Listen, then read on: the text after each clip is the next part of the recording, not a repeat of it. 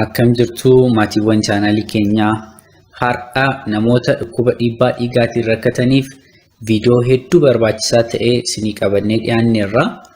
Viidiyoo kana kan qopheesse Boonsaadha. Egaa viidiyoon kuni karaalee haala jireenya keenyaa jijjiiruun dhiibbaa dhiigaa hir'isuu dandeenyu irratti xiyyeeffata. Chaanaalii keenya like, subscribe akkasumas share gochuudhaan nu cinaa dhaabbachuu keessan hin dhiisinaa isiniin jecha amma kallattumaan gara barnoota keenyaatti seenna jechaadha.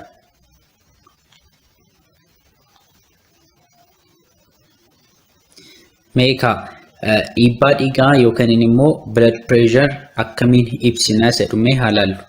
Namni tokko dhukkubsatees haa ta'u osoo hin dhukkubsatiin cheekaappiidhaaf mana yaalaa deemee dhiibbaa dhiigaa isaa safaramuu ni danda'aati. Akka fakkeenyaatti nama kanamee 120/80 jedhanii ni haa jennu.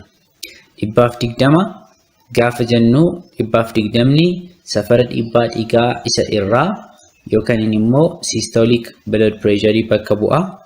80 immoo safara dhiibbaa dhiigaa isa gadi yookaan immoo diastolic blood pressure isa jedhu bakka bu'a jechaadha. Millimeter of mercury immoo unitii safaraa dhiibbaa dhiigaati jechuudha. Egaa kanatti aansuudhaan immoo dhiibbaa dhiigaa namoota umuriin isaanii waggaa 18 fi isaa ol ta'an irratti bakka afuritti qoodnee ilaaluu ni dandeenya. Inni jalqabaa dhiibbaa dhiigaa fayya qabeessa isa jennudha.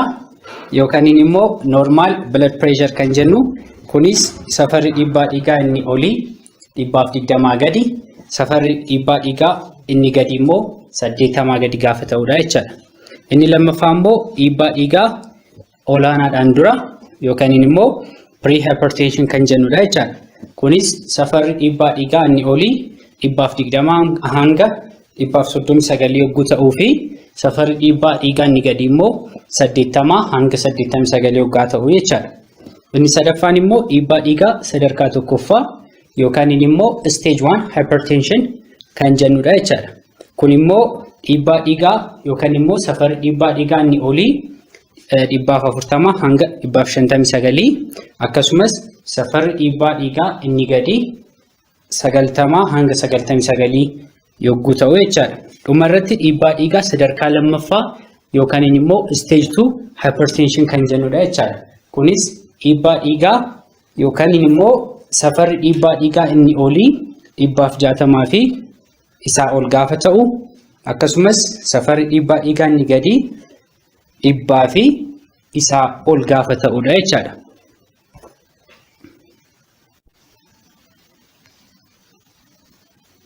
Egaa amma kallattumaan wantoota jijjiirama irratti gochuudhaan dhiibbaa dhiigaa keenya to'achuudhaaf nu gargaaran ilaallaa jechaadha.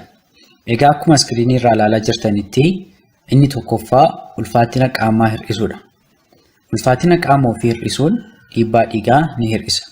Kunis fakkeenya fudhannee namni dhukkuba dhiibbaa dhiigaa qabu tokko ulfaatina qaama isaa kiiloogiraama 10 yoo gadi buuse safara dhiibbaa dhiigaa isa irraa yookaan immoo systolic blood pressure kan jennu 5 hanga 20 hir'isuu ni danda'a jechuudha.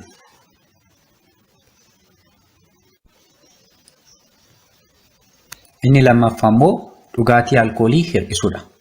Dhugaatii alkoolii hir'isuun dhiibbaa dhiigaa ni hir'isa.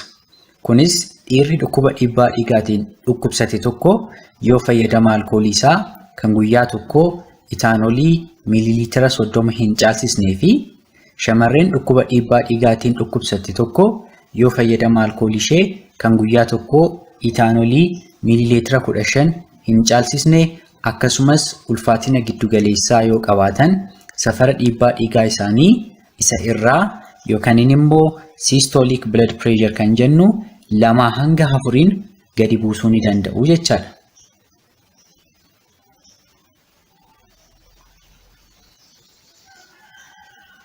Inni sadaffaa immoo fayyadama soogiddaa hir'isuu. Namni dhukkuba dhiibbaa dhiigaa qabu tokko yoo fayyadama soogiddaa guyyaatti giraama 2.4 gadi godhe safara dhiibbaa dhiigaa isa irraa yookaan immoo systolic blood pressure kan jennu 2 hanga 8 hir'isuu ni danda'a jechaadha. Kana jechuun maalinni namni dhukkuba dhiibbaa dhiigaa qabu tokko fayyadama soogiddaa kan guyyaa tokko giraama 2.4 caalsisuu hin qabu jechaadha.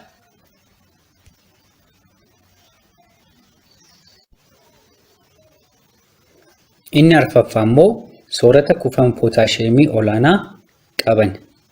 Namni dhukkuba dhiibbaa dhiigaa qabu tokko soorata kuufama pootaasheemii gahaa qaban baay'isee fayyadamuun guyyaatti giddugaleessaan pootaasheemii miilimoolii 90 yoo argate dhiibbaa dhiigaa isaa hir'isuu ni danda'a.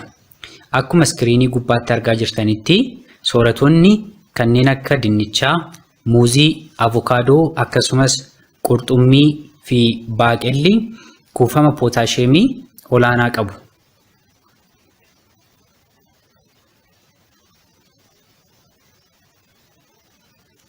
Inni shanaffaan immoo sooratoota kuufama kaalsheemii fi maagniziyeemii olaanaa qaban.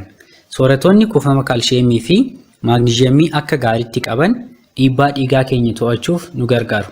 Kana malees sooratoonni akkanaa kunneen fayyina qaamaa waliigalaatiif barbaachisoodha.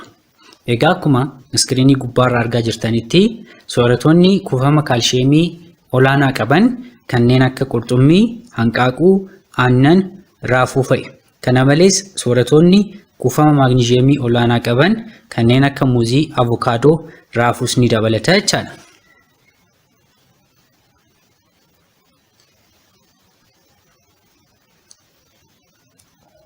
Inni ja'affaan immoo tamboo fayyadamuu dhiisuu yookaan immoo isa afaan Ingiliffaatiin stop smoking isa jennu jechaadha. Tamboo fayyadamuu dhiisuun safara dhiibbaa dhiigaa isa irraa yookaan immoo systolic blood pressure isa jennu ni hir'isa.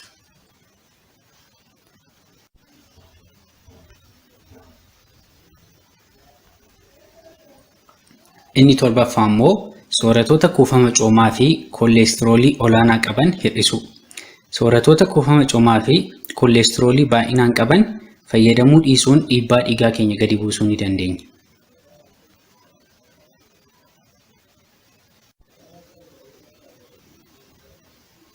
Inni saddeettaffaan immoo sochii qaamaa hojjechuu. Sochii qaamaa yookaan immoo ispoortii guyyaatti daqiiqaa 30 hojjechuun safara dhiibbaa dhiigaa isa irraa yookaan immoo systolic blood pressure isa jennu 4 hanga 9 ni hir'isa. Egaa har'aaf odeeffannooleen waa'ee dhukkuba dhiibbaa dhiigaas ni qabadhee dhiyaadhe isaan kanadha. Odeeffannoo dabalataatiif yookaan immoo odeeffannoo kabraa dabalachuudhaaf barruu iskiriinii gubbaarratti argaa jirtan barruu afaan Ingiliffaatiin qophaa'edha. Kana buufachuudhaan dubbisuudhaan irraatii waan sin fayyadu hubachuu dandeessu. Barnoota kiyya har'aa xumureera. Guddaa galatoomaa. Chaanaalii keenya kaa akkuma jalqaba isinii dhaamee like, subscribe akkasumas share gochuu hin dagatinaa. Ulfaadhaa.